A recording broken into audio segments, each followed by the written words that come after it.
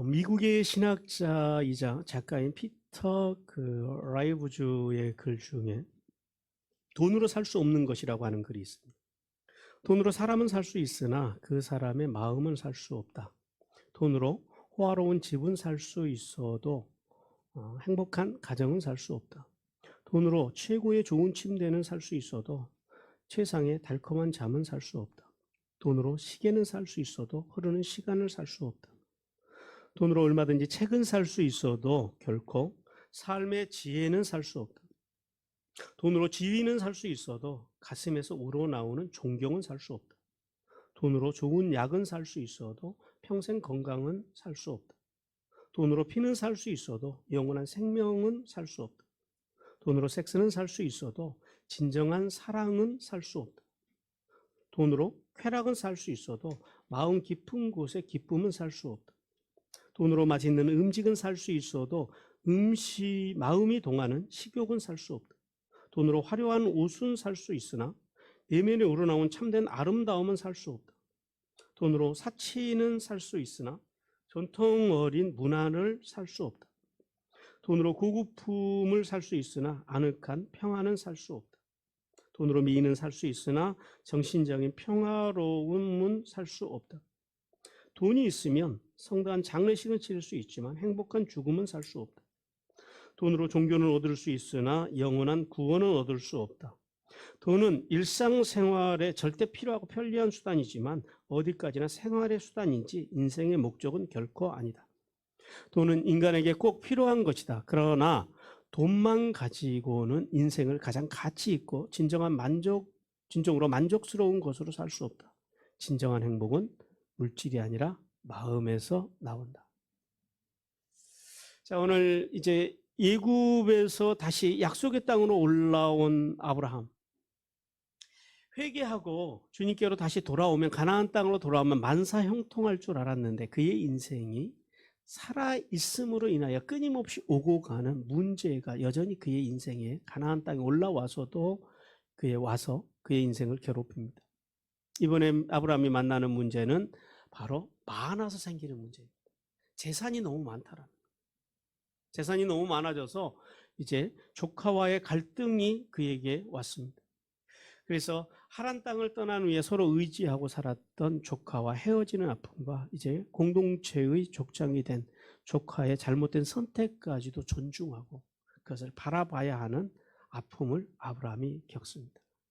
자, 오늘 하나님께서 오늘 본문을 통해서 우리에게 두 가지의 말씀을 하시는데요. 첫 번째 메시지 같이 읽습니다. 하나님께서는 재물을 어떻게 사용하느냐에 따라 복이 되기도 하고 저주가 되기도 한다고 말씀하십니다. 먼저 1절에서 4절 말씀해 보니까 애굽을 떠나서 가나안으로 돌아온 아브라함에 대해서 말씀합니다. 하나님께서 아브라함이 아내를 누이라고 속인 일로 애굽에서 가축과 은과 금이 더욱 풍성해져서 가나안으로 올라왔다라고 말씀합니다. 그리고 가나안에 올라온 아브라함이 베델과 아이 사이에 장막을 치고 전과 동일하게 그곳에서 제단을 쌓고 언약에 신실하신 하나님의 이름을 불렀다라고 말씀합니다. 자, 오늘 본문을 통해서 하나님께서는 아브라함이 애굽에서 이 아내의 일로 인해서 그가 살았던 그의 삶의 자리, 어떤 삶의 자리야? 거짓과 기만으로 살았던 그 삶의 자리. 그 삶의 자리를 회개하고 하나님께로 돌아왔다라는 사실에 대해서 오늘 주님께서는 세 가지로 오늘 본문에서 말씀하신대요. 첫 번째는 아브라함은 하나님께 묻지 않고 먹음직하고 보암직하고 지혜롭게 할 만큼 탐스러운 세상의 욕망을 쫓아서 애굽으로 내려갔다가 이제 그 애굽에서 고난을 당하고 시련을 당하고 실패를 겪고 다시 가나안으로 되돌아서 올라왔다라고 말씀합니다. 그리고 두 번째는 애굽에서 저지른 모든 실수를 정리하고 슈브, 원래 있던 자리, 하나님께서 약속해 주신 그 약속의 땅 가나안으로 돌아온 아브라함은 이전과 같이 우상을 숭배하는 자들을 떠나서 베델과 아이 사이에 장막을 쳤다라고 말씀합니다. 그의 신앙의 순수성을 유지해서 세상의 문화 속으로 다시 들어가지 않았다라는 거죠. 그리고 마지막 세 번째는 아브라함은 과거에 순수한 신앙을 가졌던 그곳, 그 베델과 아이 사이, 그곳에서 다시 거기에서 하나님 앞에 단을 쌓고 거기서 예배하면서 언약에 신실하신 하나님의 이름을 불렀고 그리고 자신의 실수와 실패 속에서 건져주신 하나님, 여기까지 인도해 주신 그 하나님께 감사를 드렸다라고 말씀합니다. 자, 성도 여러분, 하나님께서는 아브라함이 이 가나안으로 다시 올라온 사건, 다시 돌아온 사건, 다시 하나님의 약속의 땅으로 돌아온 이 사건을 통해서 우리에게도 동일하게 음성을 주십니다. 첫 번째 주시는 음성은 이겁니다. 인간은 누구나 실수할 수 있다라는 거예요. 그런데 실수보다 더 중요한 것이 있다라는 거예요. 그게 뭐예요? 슈, 하나님께로 돌아오는 것이라는 사실을 오늘 우리에게 말씀합니다. 우리 베드로전서 3장 10절 같이 읽습니다. 그러므로 생명을 사랑하고 좋은 날 보기를 원하는 자는 혀를 금하여 악한 말을 그치며 그 입술로 거짓을 말하지 말고 악을 떠나 선을 행하고 화평을 구하며 그것을 따르라. 하나님께서는 실수할 수도 있고 악에 빠질 수도 있다라는 거예요. 거짓과 기만의 삶을 살 때도 있다라는 거예요. 왜 그래요? 우리가 살아있기 때문에 그렇게 살아간다라는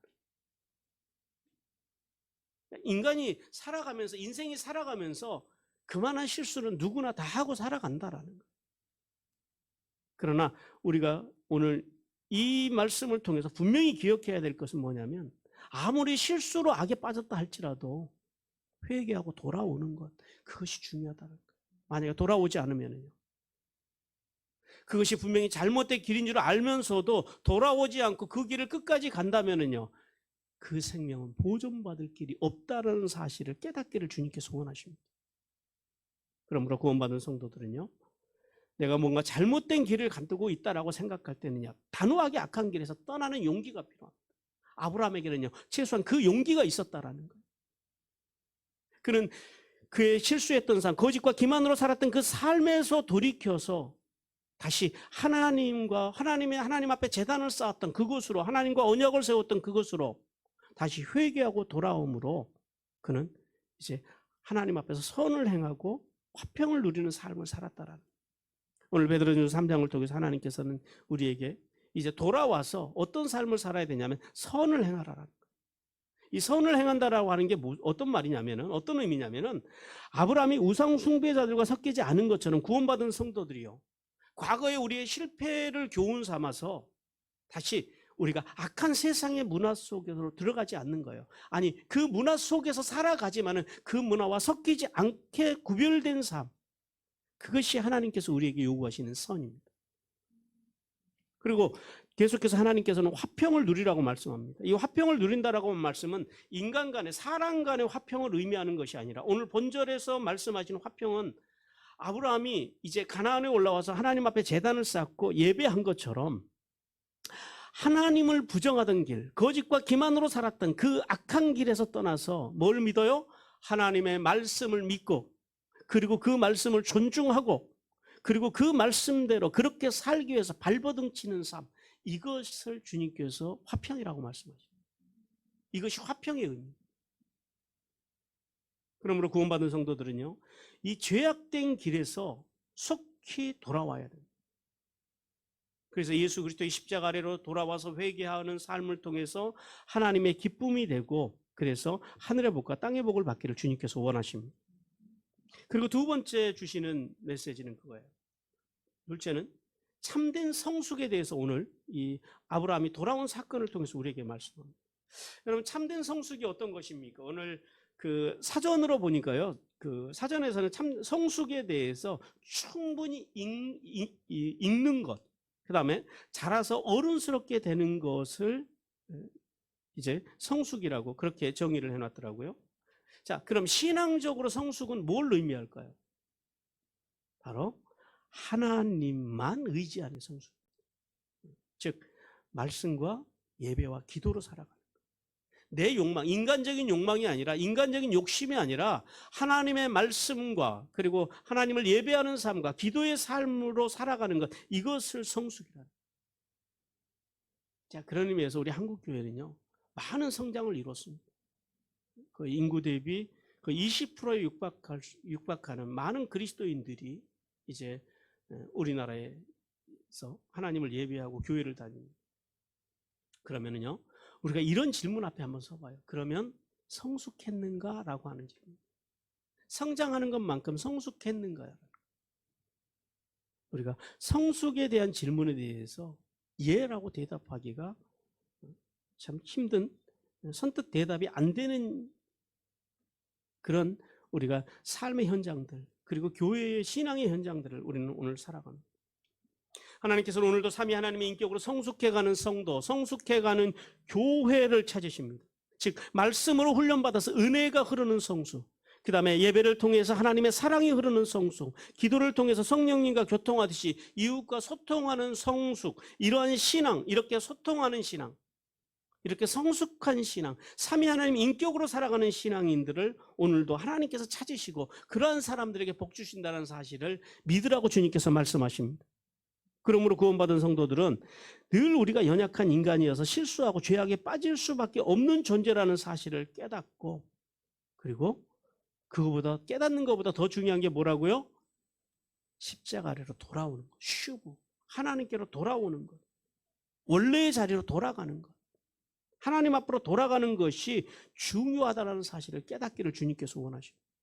돌아와서요, 우리의 죄를 자백하고 이제 아브라함과 같이 지난날에 우리의 잘못됐던 실수들, 그리고 죄들을 반면교사 삼아서 다시는 그 죄를 짓지 않기 위해서 애쓰고, 그리고 삼위 하나님의 인격으로 성숙하여져서 하늘의 복과 땅의 복을 받는 성도들이 되기를 주님께서 간절히 원하십니다.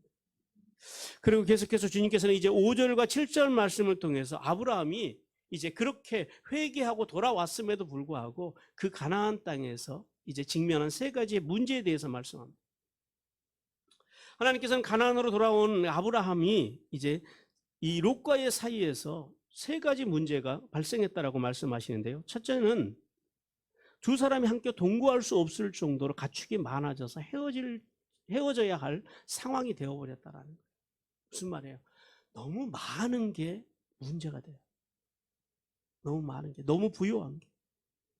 그것이 이제 아브라함이 직면한 첫 번째 문제이고요. 두 번째는 양을 관리하는 인꼴들 사이에 이 목초지와 셈을 놓고 서로 양측의 목자들이 서로 주먹질하고 심히 싸울 정도로 이제 그런 상황까지 이르러버렸다는 거예요. 그 다음에 세 번째는요, 우상을 숭배하고 살았던 가나안 사람들과 이 브리스 사람들이, 하나님을 믿는 사람들이 이러한 인생의 문제들을 어떻게 풀어가는지에 관심을 가지고 바라보고 있었다는 거예요. 성도 여러분, 하나님께서는 이 본문의 이 세 가지 문제를 통해서 우리에게 오늘도 세 가지의 말씀을 하십니다. 첫 번째는 재물과의 바른 관계입니다. 여러분, 재물은 좋은 것이에요, 나쁜 것이에요? 재물은 좋은 것입니다. 돈은 좋은 것입니다. 가치 있는 것입니다. 그래서 이 재물을 모으는 것, 재산이 많아지는 것은 하나님의 복주심의 결과라고 성경은 우리에게 말씀합니다. 우리 사무엘상 6장 12절 같이 읽습니다. 어떤 사람이 다윗 왕에게 아뢰어 이르되 여호와께서 하나님의 괴로 말미암아 오벳 에돔의 집과 그의 모든 소유에 복을 주셨다 한지라. 다윗이 가서 여호와의 궤를 기쁨으로 메고 오벳 에돔의 집에서 다윗성으로 올라갈세. 하나님께서 언약궤로 인해서 그 오벳 에돔의 뭐에 복을 주셨대요? 그의 소유에, 그의 재산에, 그의 돈에, 그의 재물에 복을 주셨다라는. 근데 다윗은요, 그 사실을 듣고 기뻐했다라는. 기쁨으로 이제 하나님의 궤를 모셔왔다라는. 그런데 문제는 그거예요. 하나님이 복으로 주신 이 재물이 시시때때로 다툼의 씨앗이 된다라는 사실을 우리는 깨달아야 합니다. 아브라함과 롯이 애굽 땅에서 이 기만의 사건을 통해서 큰 부자가 되기를 했지만은 그 부가요, 아버지와 아들처럼 살았던 이 삼촌과 조카 사이에 어떤 문제가 생겨요? 관계에 금이 갔다라는 거예요. 자신들의 문제가 아니라 재물이 너무 많아짐으로 인해서 거기서 일하던 목자들 간에 심각한 문제가 일어났다라는 거예요. 여러분, 그리고 보면은 이런 관점에서 본다면 많은 것을 꼭 복이라고만 할 수는 없잖아요. 근데 우리는 여전히요, 많은 것, 좀 더 큰 것, 이런 것들을 복이라고 생각합니다. 그래서 많은 사람들이 좀 더 갖기를 원하고 좀 더 누리기를 원합니다.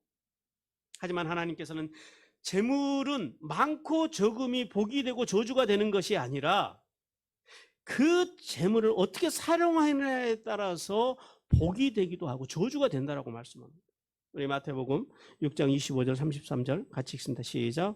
그러므로 내가 너희에게 이르노니 목숨을 위하여 무엇을 먹을까? 무엇을 마실까? 몸을 위하여 무엇을 입을까? 염려하지 말라. 목숨이 음식보다 중하지 아니하며 몸이 의복보다 중하지 아니하냐. 그런즉 너희는 먼저 그의 나라와 그의 의를 구하라. 그리하면 이 모든 것을 너희에게 더하시. 뭐가 중요하대요? 목숨이 중요하다. 또 뭐가 중요하대요? 하나님의 나라와 하나님의 의가 중요하다. 그것을 구하면 우리가 그렇게 목숨처럼 사랑하는 그 물질을 하나님께서 돈을 복으로 주시겠다라는 거예요. 오벳에돔의 가정에 그 소유의 그 물질의 복을 주신 것처럼 하나님 안에서 살아가는 사람들에게 필요한 물질을 주시겠다라는 거예요. 그런데 오늘날 이 시대를 보십시오. 이 돈이라고 하는 것을 위해서, 이 재물을 위해서 어떤 사람들은 목숨도 버리고요. 인간의 도리도, 친구 간의 의리도, 심지어는 생명과 하나님 나라까지 버리는 경우를 우리는 너무 흔하게 봅니다. 그러나 하나님께서는 구원받은 성도가 돈보다 생명과 하나님의 나라를 우선하고 우선순위에 두고 살아가야 한다고 말씀하십니다. 왜냐하면 우리가 살면서 필요한 모든 것들은 누가 채우시겠다요? 하나님께서 부족함이 없이 채우시겠다라는 거예요. 그 모든 필요를 채우시겠다고 약속하신 그 하나님의 약속을 믿고 이 땅 위에서 물질 중심의 삶이 아니라 어떤 중심의 삶이요? 하나님의 나라와 하나님의 의, 하나님과 불편한 관계를 유지하지 않도록 말씀과 예배와 기도로 살아가는데 온 힘을 쏟으며 살아가라고 주님께서 말씀하십니다. 그리고 두 번째 문제는 뭐냐면 생명을 대하는 자세입니다. 아브라함과 롯의 목자들의 다툼의 근원이 어디에 있어요? 뭐 때문에 다퉈요? 좀 더 좋은 목초지.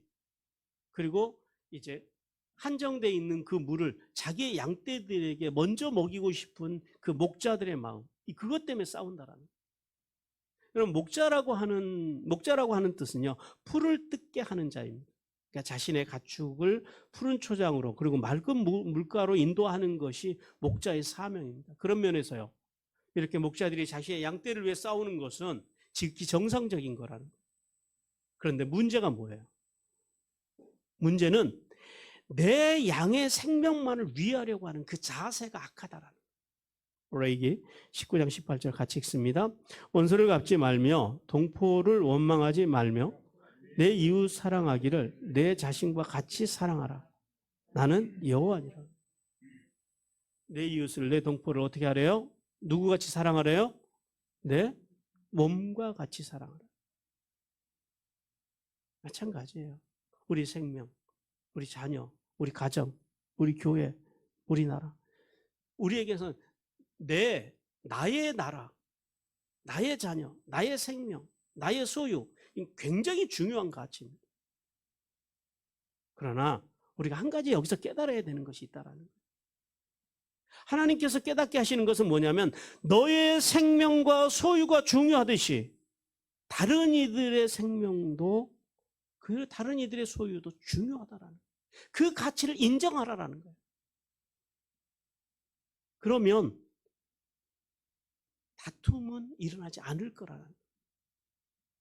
서로의 자기의 사명을 위해 살아가는 이 목자들이지만은요, 내 양이 귀한 만큼 상대방의 양을 존중하고 귀히 여긴다면 이런 다툼의 문제는 일어나지 않았을 거라는 거예요.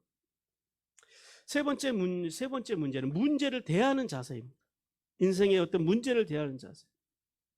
여러분, 인생의 문제는요, 문제보다 더 중요한 게 뭐냐면 해석입니다. 사건보다 중요한 건 해석이라는 거예요. 어떻게 인생에서 오는 문제를 해석하느냐라는 거예요. 예수님을 통해서 구원받아 세례를 통해서 성화의 삶을 살아가는 성도들은요, 인생의 문제를 왜 만난다고요? 물론 죄 때문에 오는 문제들도 있지만 그 모든 것들이요, 다 살아있기 때문에 만나는 문제들이에요. 살아있기 때문에 실수도 하고 살아있기 때문에 넘어지기도 하고, 고의든 고의가 아니든 사람이 실수하고 살아가는 것은 왜 그래요? 살아있다라고 하는 증거예요.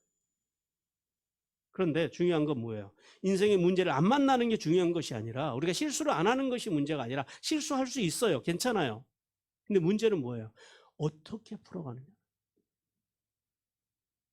지난날 그 한국 교회 안에서 이제 불과 한 30년 전만 해도 제가 청년 시절 때만 해도 교회 안에 어떤 문제들이 생기면은요, 교회들이요, 목회자의 지도 아래에서 성도들이 서로 양보하고 인내하면서 문제를 풀어갔어요.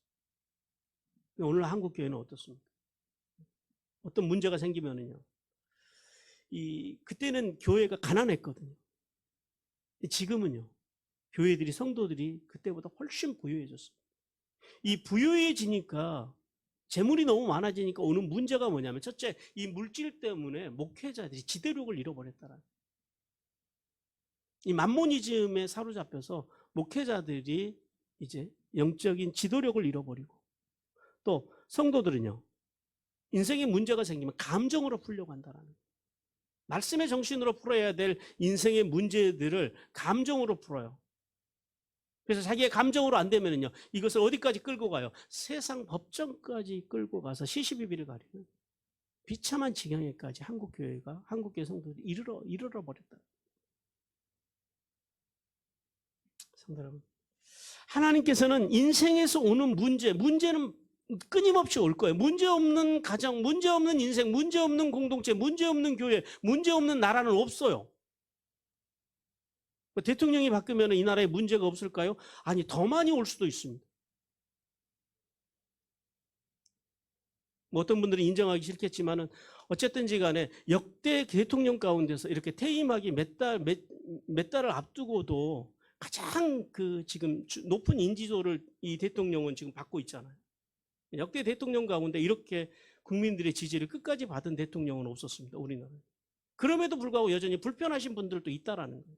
싫은 분들도 있다라는 거, 다 인정하고 다 존중합니다. 어쨌든 그러니까 뭐예요? 상대적으로 전에 대통령보다는 이 대통령이 부족한 것도 많지만 잘했다라는 거예요. 그러니까 국민들이 40%가 넘게 지금까지 지지를 하는 거 아니겠습니까? 그러나 문제가, 그럼에도 불구하고요, 그렇게 해서 새로운 대통령이 되면은요, 이 대통령보다 더 잘한다라고 우리가 장담할 수 있겠느냐라는 거예요. 또 옵니다, 문제는. 어떤 대통령이 오고 어떤 사람이 와도 끊임없이 사람 인생의 문제들은요, 계속해서 나라의 문제로 올 것이고요. 또 우리 교회도 마찬가지죠. 제가 목회하는 동안에도 교회는 문제는 올 거예요. 제가 떠나고 나면 문제가 안 올까요? 그래도 와요. 왜요? 살아 있기 때문에 인생의 문제는 끊임없이 오고 간다라는 거예요. 여러분, 가정도 마찬가지 아니겠습니까? 뭐 어떻게 문제가 있다 그래서 그 문제를 해결하기 위해서 예를 들어서 극단적으로 뭐 이혼을 하면 인생에 문제가 없어집니까? 또 와요. 또 다른 문제들이, 그 문제는 안 올지 모르겠지만 또 다른 인생의 문제들은 끊임없이 온다라는 거예요. 무슨 말이에요? 살아가는 동안에 국가든 교회든 가정이든 한 인생이든 인생은 끊임없이 문제가 온다라는 거예요. 근데 중요한 건 뭐예요? 그 문제를 어떻게 풀어가느냐가 중요하다라는 거예요. 어떻게 풀어가야 돼요? 오늘 에베소서 4장 15절 같이 읽습니다. 사랑 안에서 참된 것을 하여 범사에 그에게까지 자랄지라. 그는 머리니 곧 그리스도라. 인생에 오는 문제들을 만나거든 하나님께서 어떻게 하래요? 감정으로 풀려고 하지 말고 먼저 뭘 하래요? 하나님을 경외하라라. 하나님을 두려워하라라. 하나님 앞에 서라라는 거예요. 하나님이 뭐라고 말씀하시는지 하나님의 말씀에 청종하면서 문제를 풀어가라라. 그리고 감정이 아니라 말씀의 정신으로 돌아가라는 거예요. 왜 사람들이 교회 안에서 가정에서 생기는 문제들을 감정으로 풀어가려고 합니까? 그래서 그게 말씀과 말씀의 정신이 없다라는 거예요. 그리고 모든 인생의 문제를 푸는 열쇠는 바로 여기 있습니다. 엔 아가페.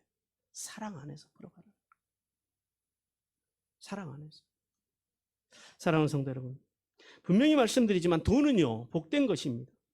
그러나 하나님께서는 돈이 인생의 목적이 되는 순간에 인간이 그때부터 불행해진다는 사실을 기억하라라고 말씀합니다. 그래서 히브리서 13장 5절에서 이렇게 말씀합니다. 같이 읽습니다. 돈을 사랑하지 말고 있는 바를 족한 줄로 알라. 그가 친히 말씀하시기를 내가 결코 너를 버리지 아니하고 너희를 떠나지 아니하리라 하셨느니라. 주님께서 뭐래요? 돈을 사랑하지 말고 하나님만이 우리의 공급자이심을 믿고 하나님을 경외함으로 생명을 귀히 여기고 모든 인생의 문제를 풀어가는 삶을 통해서 하늘에 있으리며 땅에 기름진 복을 받기를 주님께서 간절히 원하십니다. 두 번째, 오늘 하나님께서 우리에게 주시는 메시지입니다. 같이 읽습니다. 세상의 가치보다 하나님의 말씀의 가치를 따라 살아야 한다라고 말씀하십니다.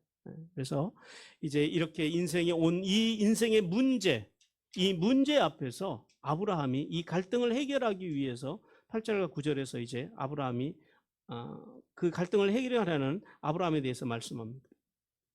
하나님께서는 아브라함이 사랑하는 조카 롯의 그 목자들과 자신의 목자들이 이 갈등을 해결하기 위해서 이제 롯에게 이제 너무 많음으로 인해서 이제 마땅히 벌어져야 할 이제 그 헤어짐, 분리됨에 대해서 제안을 합니다.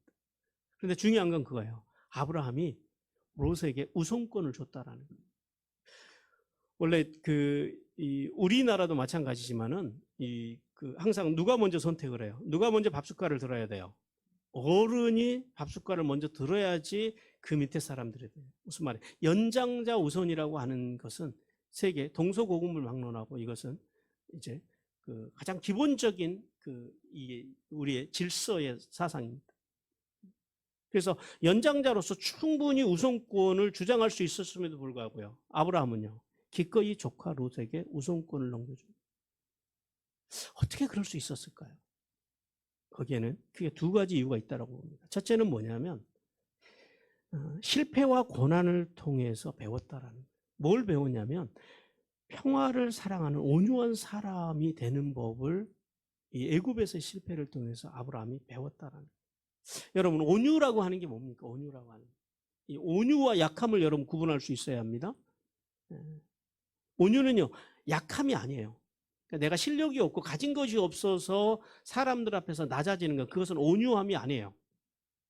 그건 그냥 약한 겁니다. 온유함이라고 하는 건 뭐냐면 강함. 그러니까 온유함은 약함이 아닌 온순함. 그리고 강함을 절제함으로 나타나는 이 부드러움이 바로 이 온유함입니다. 즉 뭐냐면 내적인 그 강함이 내게 있어요. 강한 심장이 내게 있어요. 내적인 강한 심장을 가지고 또 외적인 힘도 있어요. 그러나 그 강함과 힘을 함부로 사용하지 않고 어떻게 해요? 따뜻하고 부드러운 말과 행동과 인격으로 사람들을 대하는 것. 이것을 온유라고 한다는 거예요. 그래서 마태복음 11장 29절에 주님께서 온유에 대해서 우리에게 이렇게 말씀합니다. 같이 읽습니다. 나는 마음이 온유하고 겸손하니 나의 멍에를 메고 내게 배우라. 그리하면 너의 마음이 쉼을 얻으리니. 예, 우리 마음에 평안이 있으려면 뭘 배워야 하냐? 뭘 가져야 되냐? 온유함이 있어야 된다. 사람들은요, 힘이 있으면 사용하려고 그래요. 강함을 드러내려고 합니다. 그러지 말라라는 거예요. 부드러움으로 상대방을 대하라고 말씀합니다. 그래서 구원받은 성도들은 이 예수님을 배워야 합니다. 그리고 온유함으로 인생의 갈등 문제를 해결해 가야 한다라고 주님께서 말씀합니다. 두 번째, 아브라함이 이렇게 우선권을 줄 수 있었던 이유는 애굽의 사건을 통해서 성숙한 믿음을 소유하게 되었기 때문에. 애굽의 사건 이후로 아브라함이 깨달은 것들이 있어요. 뭐냐면은 생과 사, 화와 복이 하나님께 있더라. 환경에 있지 않더라라는. 인간의 생명과 부가 환경에 의해서 결정되는 것이 아니라 오직 누구에게 달려있더라? 하나님께 달려있더라라는. 그래서 아브라함은요, 이제 세속적인 욕심을 내려놓고 기꺼이 조카 롯에게 이제 먼저 선택권, 우선권을 넘겨줍니다. 성도 여러분, 여러분은 하나님께서 여러분의 인생과 여러분의 자녀들의 인생을 돌보신다는 사실을 믿으십니까? 여러분은 하나님께서 믿고 의지하는 자에게 하늘의 복과 땅의 복을 주신다는 사실을 믿으십니까? 우리는 살아가면서 수많은 인생의 문제들을 만나요. 그때마다 세상은요, 끊임없이 우리에게 선택을 요구합니다. 근데 그 선택의 기로 앞에서 사탄은 우리에게 이렇게 속삭여요. 이기적이고 복수하는 편을 택하라고 속삭여요. 그것이 세상의 길입니다. 그러나 하나님께서는 하나님을 믿고 말씀의 정신으로 문제를 풀어가라라고 말씀합니다. 이것이요, 하나님의 길입니다. 내 감정이 치우쳐서 내가 무엇인가를 복수하기 위해서 풀어가는, 결정해가는 문제가 아니라 하나님의 말씀의 정신으로 온유함으로 선을 행하면서 사랑 안에서 모든 문제를 풀어가라라고 주님께서 말씀합니다. 그리고 또 우리가 인생을 살아가다 보면요, 가장 믿었던 사람들로부터 기만을 당하는 경우들도 종종 있습니다. 그때요, 우리가 어려움을 당할 때 사탄은 우리에게 이렇게 속삭여요. 네가 받은 그대로, 아니 받은 것보다 몇 배로 돌려주라는 거예요. 그러나 하나님은요, 원수가 갚는 것이 누구에게 있대요? 하나님, 내게 맡기라. 그리고 용서는 안 될지라도 그의 있는 모습 그대로 용납할 수 있는 그 길을 택하라고 주님께서 우리에게 말씀해요. 그러므로 구원받은 성도들은 모든 문제의 해결자이신 하나님을 믿고 의지하고 오래 참음으로 하늘의 복과 땅의 복을 받는 귀한 성도들이 되기를 주님께서 원하십니다. 이제 마지막으로 10절과 13절을 통해서 이제 요단 지역을 선택하고 떠나는 롯에 대해서 말씀합니다. 하나님께서는 삼촌 그 아브라함의 이 희생적인 제안에 대해서 조카 롯이 조금의 주저함이나 양보함도 없이 이기적인 선택을 했다라고 오늘 본문을 통해서 우리에게 말씀합니다. 롯은 모든 것을 하나님께 맡기고 이타적인 사랑과 온유함으로 자신을 대하는 이 삼촌의 마음과 신앙을 깡그리 무시해버립니다. 그리고 자신의 인간적인 판단, 그리고 이기적인 욕망이 이끌려서 물이 넉넉한 동쪽 요단, 즉 에덴 동산과 같았고, 그리고 애굽의 목초지와 같았던 그 요단 들쪽 그 지역을 선택해서 떠납니다. 본문을 통해서 하나님께서는요, 이 롯의 잘못에 대해서 두 가지를 지적하십니다. 첫 번째는 롯은요, 세상의 쾌락과 만몬을 쫓아가는 잘못된 선택을 했다라는 거예요.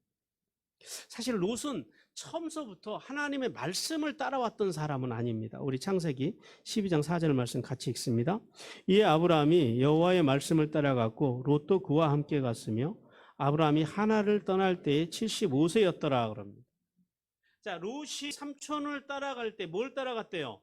하나님의 말씀을 따라가는 것이 아니라 누구를 따라갔대요? 사람, 아브라함을 따라갔다. 더 정확하게 말하면 삼촌의 인품의 감화를 받아서 따라갔다라고 볼 수 있겠습니다. 그러면 설령 처음에는요, 사람을 따라갔더라도 삼촌과 그렇게 오랜 세월을 살아가면서 누구를 배웠어야 돼요? 하나님을 배웠어요. 하나님의 말씀을 따라가는 삼촌의 모습 속에서 배워야 되는데요, 사람들은요, 본다 그래서 배우는 건 아니더라고요. 깨달음이 있어야 돼요. 삼촌을 통해서 하나님과 하나님 말씀을 따라 살아가는 삶을 배우지 못한 그 롯, 그는 삼촌의 신앙이 아니라 자신의 안목의 정형을 따라 살아가는 잘못된 선택을, 하나님의 말씀을 따라 살지 않는 이 잘못된 롯의 선택이 이제 좋은 목초지를 얻었고 좋은 물은 얻기는 했지만은 결국은요, 그것이 더 나아가서 쾌락과 만몬이 넘쳐나는 도시 소돔을 선택하는 잘못된 선택을 했다라고 주님께서는 지적하십니다. 그리고 두 번째는요, 롯은 우상을 숭배하는 죄악된 사람들 속에 정착하는 잘못된 선택을 했다라고 주님께서 지적하십니다. 본문 13절에서는 소돔 사람들의 죄가 하나님 앞에 있었다라고 오늘 성경은 우리에게 말씀합니다. 이게 무슨 말씀이냐면, 소돔 사람들은 자신의 죄에 대해서, 우리는 죄를 지면은요, 대체로 부끄러워하잖아요. 그리고 죄는 어떻게 하려고 그래요? 드러내는 게 아니라 숨기려고 하잖아요. 근데 소돔 사람들은 그러지 않았다라는 거예요. 소돔 사람들은 자기 신의 죄를 부끄럽게 생각하거나 숨기려고 하지 않고 그것을 도리어요, 드러내고 더욱더 악을 향해서 달려가면서 살았다라는 거예요. 이 하나님 앞에 죄가 있었다라고 하는 표현이 바로 그런 표현이에요. 자, 그러면은 그 정도면은 아브라함이나 롯이 이 소돔 사람들이 얼마나 악한지에 대해서 알았을까요? 몰랐을까요? 알았다라는. 그럼에도 불구하고 롯은요, 그 도시를 향해서 나아가고 있다라는. 그러면요, 우리가 궁금하죠. 왜 그랬을까? 여태까지 삼촌을 통해서 그래도 보고 들은 게 있잖아요. 그럼에도 불구하고 그렇게 죄악으로 넘쳐난 그 땅을 향해서 롯이 갔던 이유는 무엇이었을까요? 때때로 신앙을 버리고 세상을 향해서 나가는, 세상의 것들을 선택하는 사람들과 똑같은 이치입니다. 뭐예요? 거기에는 뭐가 있어요? 사회적인 기회가 있어요. 기회의 땅이에요. 그리고 영화가 있고 쾌락이 있고 거기에 가면요 지위를 얻을 수가 있다라고 판단을 합니다.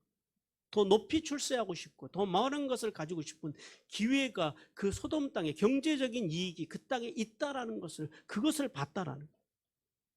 그래서 롯은 그 땅을 선택하는 우를 범하게 돼요.